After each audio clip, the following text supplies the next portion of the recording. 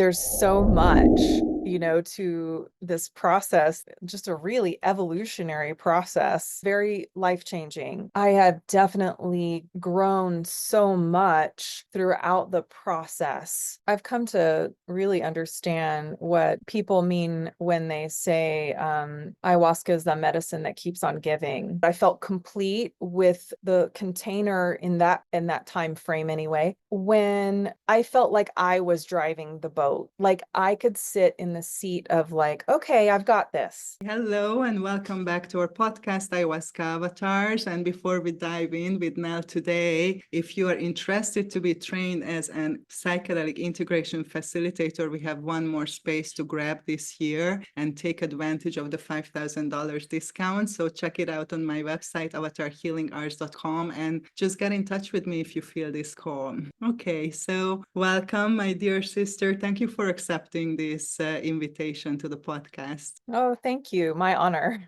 I'm excited because Nell did my 15 months long ayahuasca assisted therapy training, but she herself is a therapist and works with plant medicine and psychedelics and quite intimately. So it's even more interesting, this journey and hear, your experience. So I'm just super stoked to dive into that. And thank you for being so courageous, to share in the open space. Yeah. Thank you for having me. It's nice to be able to like talk about it and put it all together and yeah, see how it can help others in one way or another. Definitely. So we started early last year, as I remember, in 2023 with the program. Can you recall now what was that drew you to plant medicine, to ayahuasca specifically, and then to do the whole program, which is a way bigger undertaking than just to go to a medicine ceremony? Yeah. Well, throughout the years, I've known many people to talk about their ayahuasca experiences and working with psychedelic medicines as other medicines. I'm a ketamine practitioner, therapist, a mushroom facilitator, and an MDMA facilitator, trained to be so anyway. And I had not had an ayahuasca experience, and there was something like kind of some deeper work that I knew I had been kind of like unable to get to. And I also had some level of, I don't know if the word crisis it's not really true, but I was finding difficulty kind of just like functioning in my everyday life in some ways because of this block per se. And so opportunities started to reveal themselves to me with the medicine. And I was just really, you'll hear some people say I was called to the medicine. Well, I don't know that I like heard a call, but like I certainly felt like, okay, this is a good time for me. This is a time when I can be open and learn about what this medicine has for me. Absolutely, definitely. The calling cannot just be like an audio thing, that we literally hear. But as you say, it's like oftentimes like an irresistible feel, pull to go to a certain direction. And it's certainly my experience that this particular medicine really able to help us to go to the root of the problem. So even though you did a lot of work, like with other modalities, with other medicines, before, but you were still feeling that there is some residue that maybe you were not able to access or touch, right? For that. I remember, that when you went to well, first of all, it was interesting because you remember that the ceremony kept being canceled, that you were already signed up, and then twice they canceled, or I can't remember how it went. Do you remember? It's not quite clear to me, but I do know that like it got, or I switched into a different journey. Maybe there was something I wasn't ready yet. I know that I also got I got COVID at the psychedelic science conference, which knocked me out. And that was shortly before the ceremony that I had settled into. And then I couldn't go to that. So there was like a kind of a clunky way to get there, but it all really worked out well because I came to Mexico, and Yeah. it It's helped always, me the find. perfect timing and the perfect way, Yeah. and yeah, I recall, yeah, you were sick one time, and I think the next time they rescheduled it or they moved the time or something. Yeah. And we were like, oh, that is interesting because oftentimes resistance shows up, in weird ways, when we are say that yes and make that commitment. There is a part of us who's like, oh, not ready for that yet, but Uh-huh. all turned out greatly, as you said, because you were able to come down here to Mexico and work with the circle that I'm working with. So you remember, the main takeaway from the ceremonies, because I recall that you were a little bit disappointed with that message that you got the first time. Yes, if I may just kind of like walk through that a little bit. I had one serving of the medicine while in ceremony, and felt the medicine come on a little bit, and then it went away. And then the window opened, and I took another drink of the medicine. Again, kind of had a little bit more of the experience, but then it went away. And so a third drink brought more of the medicine in, and yet still it wasn't what I has kind of publicized as an ayahuasca experience. And so yeah, I did feel like I got some good information, but those kind of unconscious expectations, I think, really played a role in how I perceived the experience originally. And I'm so grateful that I was working with you so that we could see the real gifts in the experience throughout the integration process. So what I did end up fairly shortly after, the way I learned to talk about it was that I have mother wounding, and grandmother or mother ayahuasca was very gentle with me. She introduced herself, lovingly, kindly, gently, and showed herself to me at first, and then she came back because I invited her back with the second drink. And then, started to kind of like interact with me a little bit and make sure that I was, fully wanting to be there, and was, consensual per se, to that process. And then, in the third cup, she really showed me like how much weight I was carrying on my own shoulders, how much of other people's stuff I was holding, including my family's, my mother's, my biological mother, along with family and clients and such. And so that was the biggest message, was that I was holding way too much, and that I kind of needed to learn how to offload all of that with her support, and your support, of course. Thank you for mentioning this, because I think it's so common, that people have this expectation, especially with the psychedelic renaissance, and we do have that unrealistic expectation that everything will be answered, everything will be fixed overnight, even though we say don't have expectations, but we do have automatically, so it's okay. But as you pointed it out, sometimes those expectations can blind us to see the real gifts that we are receiving, because just because we are not receiving what we were kind of hoping for or expecting, we are not noticing, the real things that are coming through. So So I remember, that one of the messages that you received was just, quite general to love yourself more. And you were like again, this was a message that you received before, like multiple times, not necessarily from this medicine, but in other ways of healing. And it seems, something that seems so simple and so quite easy to do. It's really not easy and not simple, as it turns out. And we talked about it, how this medicine works is that it will bring up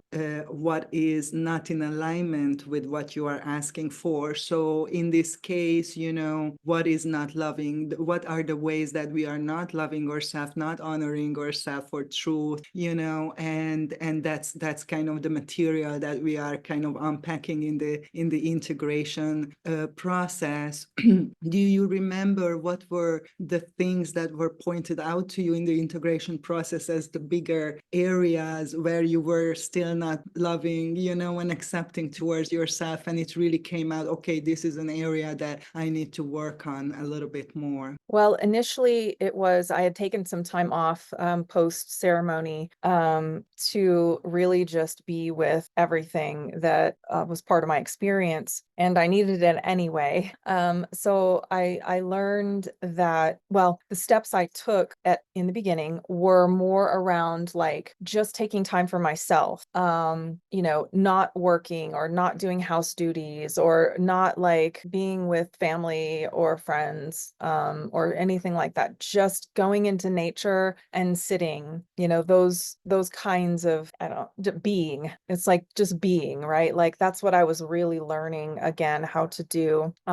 It was so very much needed, and I really worked towards finding nature places I hadn't been before, and really just learning to sit with myself in some silence, sit with the earth. That helps me to feel grounded and centered. And I used like that whole month, basically, or however long it was, to really just practice that, being with me, because I had been so very distracted for years before. So the evolution of that, though, started to become, more evident around how else I was in disservice to myself. Boundaries, not really being in touch with my anger. Those are the biggest things. Those were the biggest things. And I found that I was really being silent when I needed to speak up, and really holding on to emotions and not really processing even the ones for myself. So yeah, with all of that, I really came to understand that I needed to be with me way more than I ever realized. Absolutely. Thank you so much. And I think a lot of women probably can relate, probably men too, but this boundary issue, I think it's more stronger for for women for obvious reasons. And as you said, the way we honor and respect ourselves, and one of our go-to behavior is kind of self-sacrifice. It's very common for women. We are raised this way, we are kind of expected. And especially in your case, being a therapist, being in service to others, being a healer, it's even more magnified. And I remember, that this came out that one of your biggest fear was hurting others. Of course, it goes against your mission, your destiny, which is to be in service, to help others. And sometimes we need more clarification of understanding, what does that really mean? What is really help? What is really service? What is self-sacrifice? How can we honor ourselves and still be in service, and find that very healthy balance, especially being, a therapist. And this was just such a huge kind of bundle, that we kept unpacking for quite a long time. And I'm sure, it's an ongoing process, as it is for myself. enough as well, being in the same area. Oftentimes, when we are going through the integration, our process plays out in real life. And I always say this to my clients that don't expect that you just come to the session and you do the work and then go back to your normal life, but your life is going to be in a little bit of upheaval. And if we, in our close relationships with our partner, with our family, with our, very close friends, those dynamics playing out that we are working with, and that can be challenging, in the moment, but it is a blessing, right, in long term. So how was that experience for you, like experiencing this in real time? Well, I've come to really understand what people mean when they say ayahuasca is the medicine that keeps on giving. I think that, I really see integration processes as layered, right? And even healing process or therapeutic processes, like just so many layers, right? That the layers of the onion are really, really thin,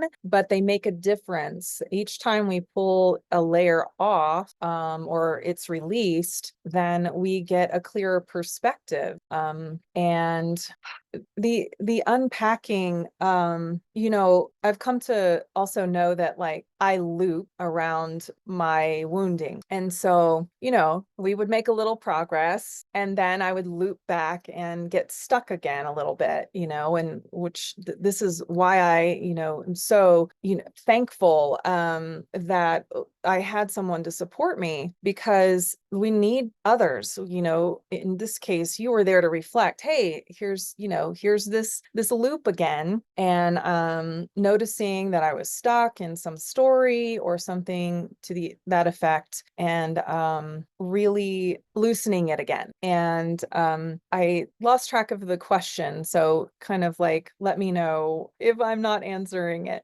No, you uh, are absolutely answering. It's just, okay. as you said, we need those mirrors outside, because it's very difficult to notice our blind spots, even though you are a trained therapist yourself. But it's when it's about you, it's harder to see, it's much more obvious when you are looking at somebody's story from the outside Right.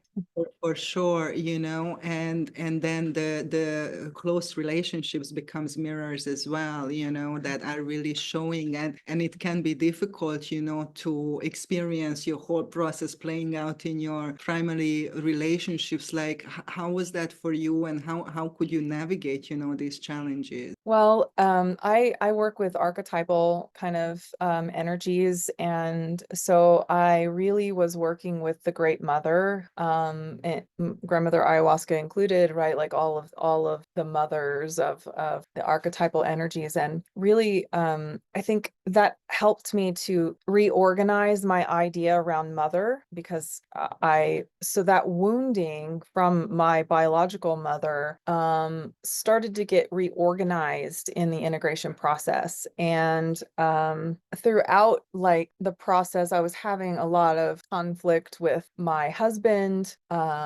and would had some depression off and on, and kind of like navigating different waves of the healing process. And so having this new idea of motherly support really helped to hold my process on a larger level. And for me, that's very needed, because I find safety in my spiritual context.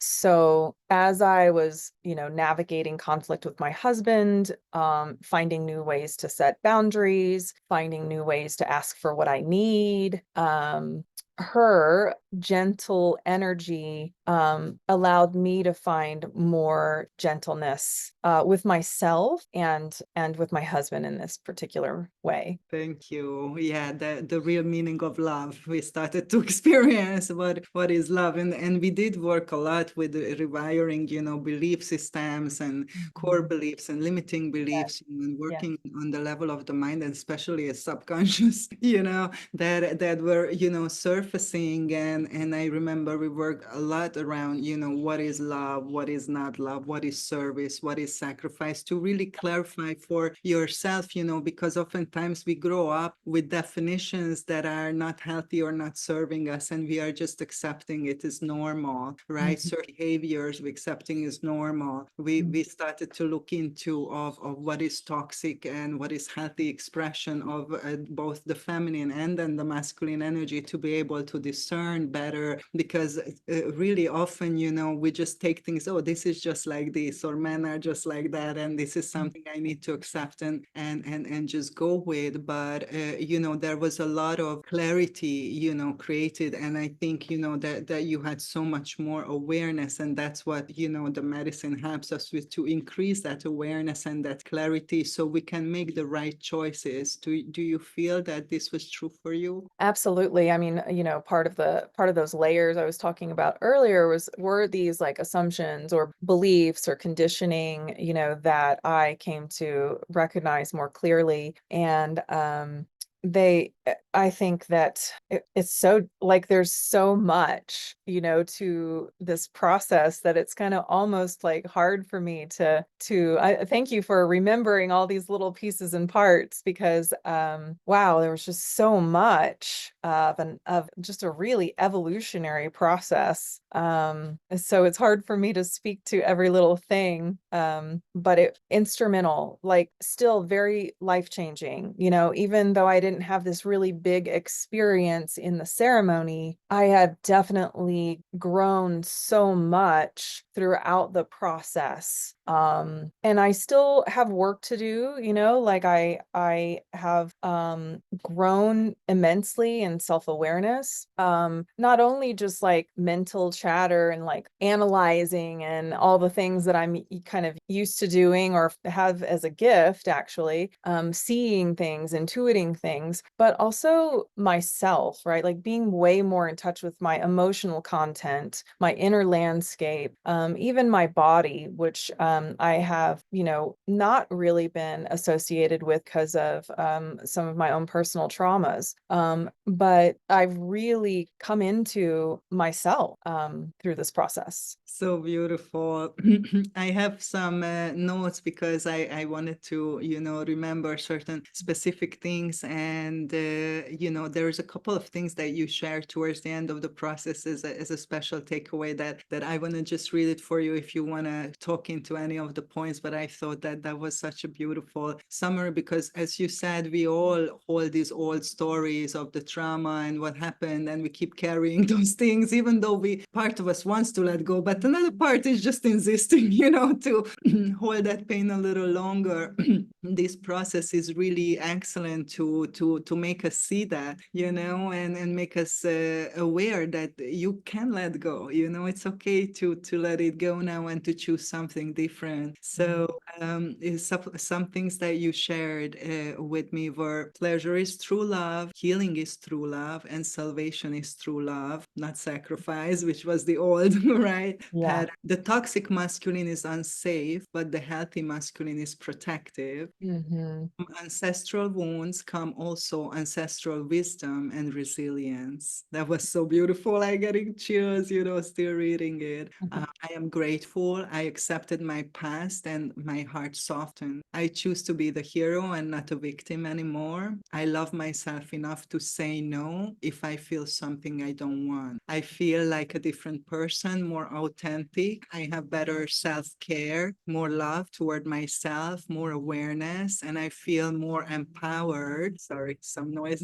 And I feel more safe. I can discern what is good for me. I can assert myself in a more healthy way. And I feel that I moved out of stuckness, especially in relationships, certain relationships, and I have better tools to handle the challenges. So I thought that was like a good summary of that tremendous work that you accomplished. Is there anything that you would like to speak into? Oh, wow. Yeah. I think something really big was this part of me that took all the blame from others, from my family. I just internalized a lot of blame in my family of origin. I played a number of roles in my family of origin, not just one. And so when things went wrong there, it was my fault because I was supposed to be the perfect one, the responsible one, the hero, all the things. So that was just one role, but I've really learned not to internalize things that other people are dealing with or working with. I've also learned not to internalize the things that happened to me, in the past, and really separate all of that out, has helped give me a sense of spaciousness. As well as like, because I was blamed, I noticed that I was blaming others right away, as a way to kind of like offload some of the internalization. And so I've really worked hard to catch myself in those urges to blame someone else for how I'm feeling or interpreting things. While people, especially like my husband, we're close, or a friend or anything like that, but I see it most in my home. That I can separate like what's mine and what's his. And that has been immensely healing, and has helped me keep that alignment with self that I was so longing for before I went into ceremony. Yes, so beautiful. And we always say, at least I say, that this is a medicine of love. If you want to love yourself more and return to that state of love, this is definitely medicine, can help us with that. And you described so beautifully that love is really, taking, first of all, taking responsibility, as you're talking about, for your part and your choices, whatever they may be. And with this responsibility automatically comes power, right? Yeah. And a lot of people want the power but don't want to take the responsibility. It's not possible to be empowered without taking responsibility for it. So that was a big part of the process, to take that responsibility and then to take your power back and choose love over Mhm. sacrifice, over self-punishment, going against yourself. Is like using that awareness that we receive, through this journey, and able to make more conscious choice that are more loving, right? And to say yes to love and to say no to those things that I observe that we are doing, sometimes in the name of love, because we were confused what is love. And the other thing you mentioned about this enmeshment, that we also have in close relationships, and sometimes it's so confusing, and it's hard to say what is mine, what is the other person's, and then you are trying to work on the other person's issue that is like not gonna happen. So that's also, super important, that once we are taking this responsibility and we are able to discern that this is my stuff, but this is not mine. So, how can I help you? But it's your business to deal with it, right? Yes. I'll speak to the love piece more, if I may. I've also realized, that like I had a very skewed idea of love, not only from my family of origin, but also from, movies and media and other people talking, and, all the things where we get our information from. And I also, was aimed at like having this healthy relationship that I try to help others have. And the realization was that like that's available, that healthy, secure, functioning relationship is available, but like not to all of us right away. There's these stages that we have to evolve through and mature through and everything, and come to a place where you, myself, and a partners like can like create the kind of love and relationship that works for us. And instead of trying to cookie cutter myself into this idea of what relationship is supposed to be, there was also like a lot of mistrust that I was having around love. I wanted it so badly, for many years. years and I didn't know how to have it. And so when I got it, in a sense, I didn't know what to do with it. And I was mistrusting of it. And, that's part of those beliefs and stuff that I have to still have to unravel more. But love was elusive to me. And it was really almost just a fantasy. And learning to love myself more deeply has allowed trust, an extra layer of trust anyway, to come in and to learn to kind of like open to love from others, open to love from, I've always been connected to source. So that's always where I've gotten my love from. But like this idea of human love was beyond me. So yeah, this self-love piece for me has really helped me to step more deeply into relationship and on all with varied people, community and included, friends. I have more capability to stay with some discomfort I'm feeling when I'm in connection. I get to notice when I'm feeling anxious around connecting, and other things like that. So love feels more tangible now, and I'm able to receive it from a multitude of places in my life. Yes, yes. I think we all start out, with somewhat disconnected from that love, and then we have the neediness, to get it from other people, and we all do that to a certain extent. Yeah. And I think this journey is such a beautiful reminder that fountain of love is first and foremost inside of you, and how you can honor that and realize that. And once you can feel that and experience that, it's automatically makes more sense, in relationships as well. And Yeah. to be able to do that, we have to break down a lot of obstacles and mental obstacles and internal obstacles. Like one of the that you mentioned is the idea of this happily ever after, and how relationships should Yeah. look like, and you should be always happy go lucky, and all this kind of BS that we are growing up and is poured into our heads all the time, right? And then we have this unrealistic expectation, right? And when our relationship doesn't look like that, we are like disappointed and sad, and we feel like a failure, Yeah. right? So Yeah. thank you for sharing that, because that's what it's all about. Mhm. I would like to ask you a little bit about the container, because that was quite a commitment, like 15 months, and we had weekly session, well, bi-weekly, weekly, like kind of as frequent as we could have. How was, like, what do you think about the container in terms of safety and ethical integrity? I mean, I felt very well supported. And it was like imperative that I kind of be able to like adjust things with you or reach out to you if I felt a little bit in some crisis of some sort, or the notes that you provided and the other kinds of supportive efforts were very much ethical. I didn't have any major problems.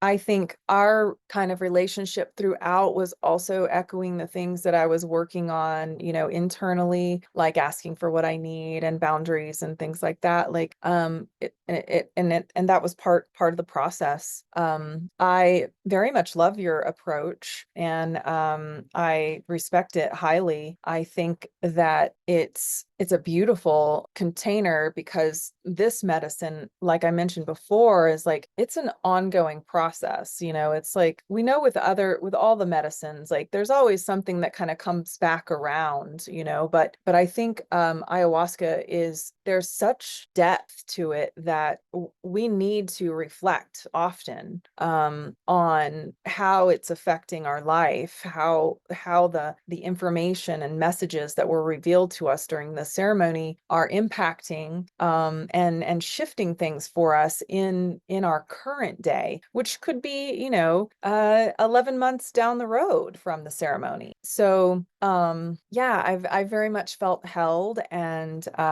encouraged, and the mirror was held up, too, like in a kind and gentle way, but like, I every once in a while you'd be like, hey, look at that, and I would be like, oh yeah, that sucks.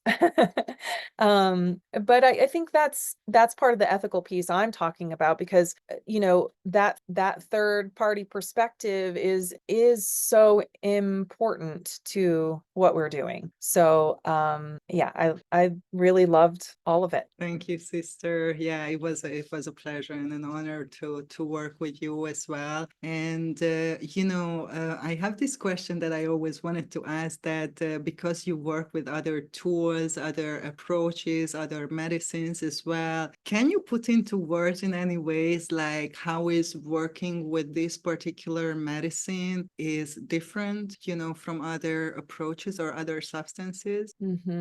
Kind of sorting out like the different different medicines. Well, I'll kind of maybe verbally sort through them a little bit too. So ketamine is kind of, usually anyway, uplifting, right? It kind of takes us out of the muck and the mire briefly, enough to feel a little bit of a foundation. But mushrooms are so good at kind of going into that like underworld and the kind of shit that we sit in, and the it goes into the darkness and into the mire and the muck, because that's where mushrooms form, is the underground mycelia. And so we have to kind of be prepared for that. And MDMA is a lot more like expanding, right? So like you're in expansion, it's easier to connect, like there is a lot of love there and things like that, and a sense of openness. While all those medicines have their own gifts and their integration process are their own, right? And that we do spiral back around to things from those experiences and sessions. Ayahuasca is like, I've said it, here a couple times now. It is the medicine that just keeps on giving. If we keep it in our atmosphere, if we're attentive to it, if we're noticing, right? And like, yes, we can do that with other medicines, but like there's a different kind of like quality and power if we allow it in. I almost see the vine as like an umbilical cord, and yeah, and it's like, oh, okay, I'm getting this life force, this life blood from the great mother, and she is so supportive and nurturing me. So we have to grow up, we have to grow, and it's a maturation process, and it's kind of lengthy, and that's okay, because it serves us. So beautifully said. I Mhm. feel also that, if you do put in the necessary work, your part, because that's what many people are missing. I think they just put it all in the medicine to do the work. But if you're taking that responsibility and you're making that commitment to put this work, I think you can cultivate an ongoing relationship with the medicine even without drinking. I so Yeah. feel like that I'm connected to that energy, to that essence, and it keeps helping me, over time. So it was so beautiful, the way you said that. What would you say to people who are thinking about embarking on a plant medicine journey with the mother ayahuasca? What would be your kind of advice for them before they dive into this journey? I think preparation is essential. It's not just about like going into the Maloka and drinking a cup of something. There's a lot that you really want to understand about the process and the place where you're at and how it's being facilitated, by whom and how, what is their way?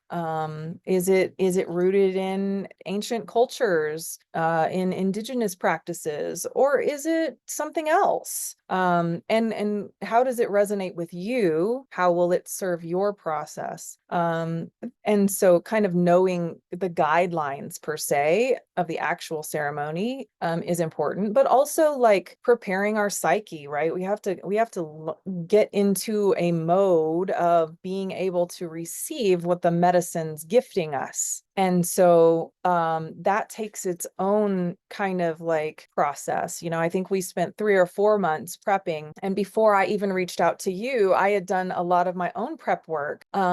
Luckily, I know to do that, but still, like there is just so much there in that preparation work. And then what I would say is integration is a lot of where the magic occurs. It's just not a one and done thing. You can do that, but you're not going to get near as much out of it, out of the ceremony, out of the medicine, out of what you think you're working on, if you want to do it, one and done it. So what I look for and what I looked for in my own process is this place where I can start like seeing my behaviors change, not just on the inside, but on the outside, right? Like I might shift my attitudes for a while, but I haven't actually changed my behavior. So I look for that indicator. I look for other kinds of outward experiences that have shifted, i.e., my own ability to connect with others or sit with discomfort. I kind of knew that I was done with, that I felt complete with the container in that time frame anyway. When I felt like I was driving the boat, like I could sit in the seat of like, okay, I've got this, and then I'm no longer like being swept away in the current of the river or the feelings and emotions or the overanalyzation or, like, oh, here I am. I got it, and I'm on the road and it's going smoothly. So yeah, that's what I would share. Well, absolutely. That's what I say, that integration is basically turning your insights into behavior. Yeah. Because you might come out from the ceremony and you have this amazing aha moments or realizations, not even necessarily so, because a lot of the insights came after. Yeah, Yeah. there was a lot of the insights that were not received or revealed, during the ceremony. But let's say, there are insights that you take away from the ceremony. It doesn't mean that you can act upon them, yeah, and embody them and turn it into behavior. That's the real work, to turn it into behavior, to kind of embody and anchor it into your everyday life. And the container, I'm so happy that you said, what you said, because this is what the container is for: provide that support and guidance and safety to people until they feel that they are empowered enough to navigate on their own. They feel confident, they feel at ease, exactly as you said. And then you continue, because it's a never-ending journey, right? But you are not relying on that outside support anymore, because you have your resources and your experience and support and internal guidance, and that's exactly why we are doing this. So good here, that was your experience. What is your vision for psychedelic therapy in general for the future, as also somebody who is a provider in this field?